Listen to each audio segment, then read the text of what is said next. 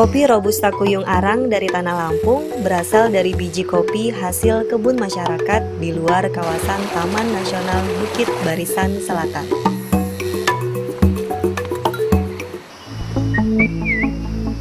Tahun 2003 yang lalu, kita melihat ini perambahan di Taman Nasional Bukit Barisan Selatan ini angkanya selalu meningkat ya. Nah, kita mulai melakukan survei untuk melihat apa sih sebetulnya yang menyebabkan ada perambahan di Taman Nasional ini angkanya selalu meningkat. Nah, kita waktu itu melihat bahwa salah satu pemicunya itu adalah kopi. Jadi kita melihat juga bahwa sudah sekitar 20% tutupan lahan di Taman Nasional itu berubah fungsi menjadi perkebunan, dan itu dominan kopi.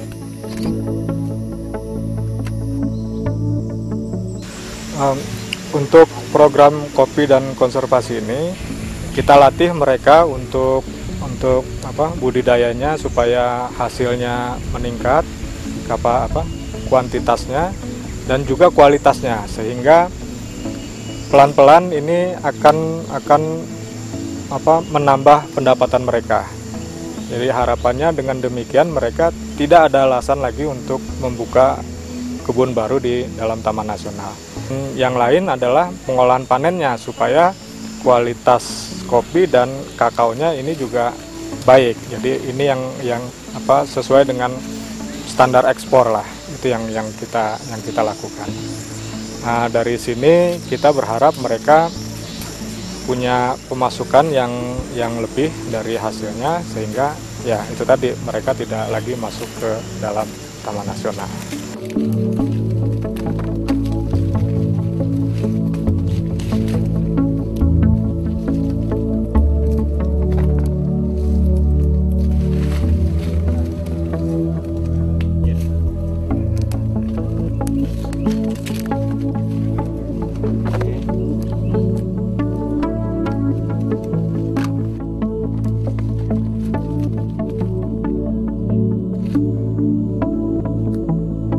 Tahun 2004 kita dapat undangan khusus dari WWF untuk mengikuti workshop bagaimana teknik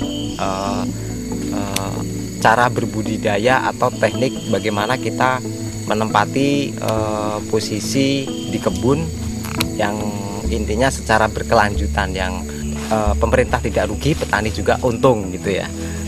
Untuk sekolah lapang kebetulan teknik dan budidaya yang kita dapatkan di kebun-kebun kita pada saat ini, kita belajar sekolah lapang dari teman-teman WWF, juga teman-teman Pansu atau DML ya, dan Mitra Lingkungan. Kemarin ada pertanian alternatif Nusantara. Jadi dari situ kita coba belajar menggali potensi yang ada di lingkungan kita masing-masing. Jadi dari mulai kalender musim, jadi kita belajar dari kalender musim, dari potensi kalender musim, terus teknik budidaya, terus pengembangan agen hayati, terus pemberian nutrisi-nutrisi terhadap tanaman.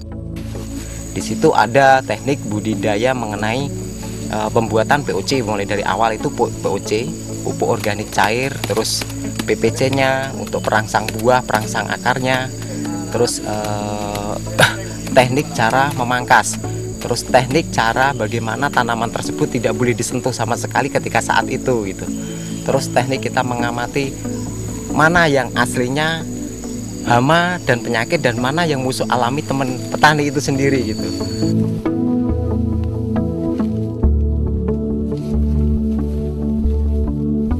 Kopi bubuk Kuyung Arang ini sudah masuk kriteria Green and Fair Product yang dipromosikan oleh WWF.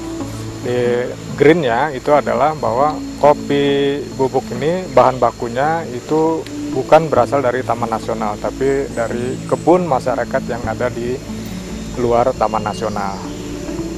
Yang lain adalah dalam proses perawatannya mereka petani yang tergabung dalam kelompok-kelompok yang kita bina ini tidak lagi menggunakan bahan kimia, misalnya untuk pemupukan, untuk insektisidanya, hamanya, termasuk juga untuk gulmanya. Jadi herbisida, pestisida itu sudah diproduksi secara alami oleh mereka. Sehingga dengan demikian ada biaya yang bisa dihemat untuk itu. Jadi misalnya setiap tahunnya mereka harus beli pupuk, beli pestisida, sekarang nggak lagi. Ini biaya ini bisa dialihkan terutama untuk biaya pendidikan anak. Dikatakan green juga karena prosesnya ini dilakukan secara higienis. Jadi mereka tidak menjemur lagi kopi biji itu di hamparan tanah. Jadi sehingga ini kotoran dari binatang, misalnya ayam, burung, itu mudah-mudahan nggak nyampe lagi.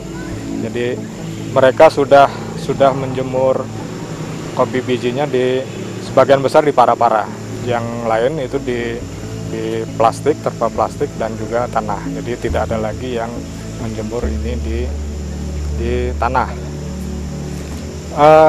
Yang lain adalah dalam proses pembuatannya ini dilakukan juga secara higienis.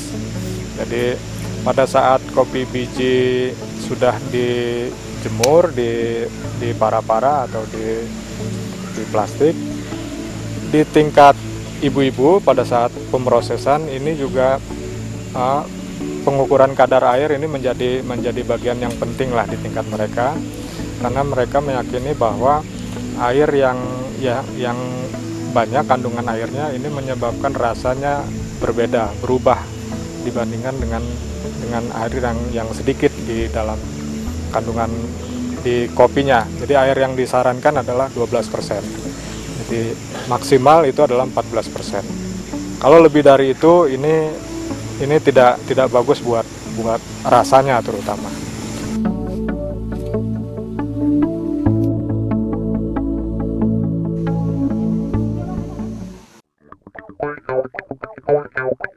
Yang dilakukan oleh Unit Sekar Sedayu yaitu mengelola kopi bubuk. Dengan awalnya kita membeli biji kopi yang peti merah. Setelah itu disertasi seperti ibu-ibu yang bekerja di belakang. Kami waktu itu belajar latihan untuk cara mengolah kopi yang benar. Kita belajarannya di Jember. Jadi semuanya itu alhamdulillah ibu-ibu yang lain pun dengan niat kita untuk pembelajaran, alhamdulillah kita berhasil walaupun pemasaran kita belum meluas. Cuman cukup senang karena pengalaman yang kami dapat tanpa kita membeli, dapat pengalaman yang begitu baik dan untuk bisa membantu rumah tangga dan untuk membantu kehidupan keluarga walaupun itu masih minim banget. Alhamdulillah sementara ini dibantu WWF sendiri, jadi kantor-kantor WWF tertentu sudah minum kopi kita dan sebagian kita coba memasarkan untuk warung-warung di sini dan untuk warung-warung makan, untuk warung-warung kecil kita sudah pernah mencoba menyariskan sendiri. Harapannya ke depan untuk atas nama kelompok Ibu-Ibu Sekar Sedayu supaya pemasaran ini lebih menjauh sampai ke dunia, dan harapan kami yang akan datang kita agar bisa punya rumah produksi sendiri.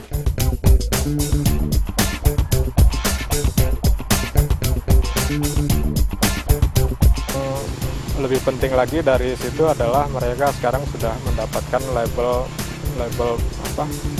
untuk bahwa produk ini layak konsumsi dari Dinas Kesehatan.